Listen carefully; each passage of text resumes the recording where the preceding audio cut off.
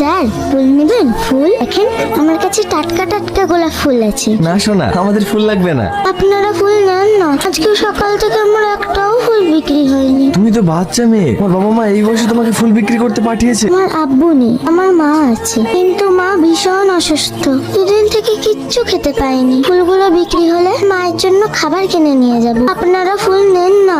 আচ্ছা ঠিক আছে, তুমি এসো।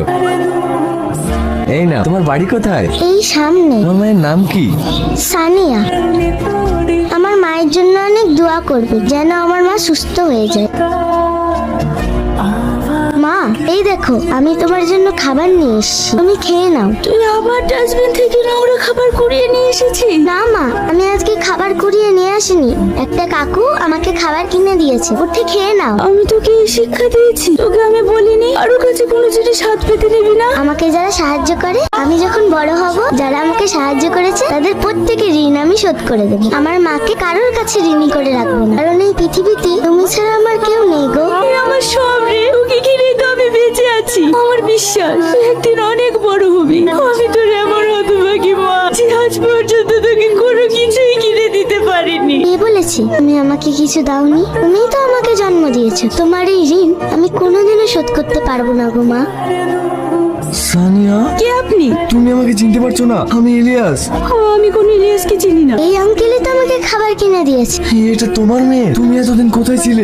সে কৈফিয়ত আমি আপনাকে দিতে যাব না। আপনি এক্ষুনি এখান থেকে চলে যান, যাবার সময় খাবারটা সঙ্গে করে নিয়ে যাবে। আমি এখন চলে যাচ্ছি, কিন্তু আমি আবার আসবো। বুবু, তোমাকে একটা কথা বলবো। ওই মানুষটা কে? তুমি ওকে চেনো?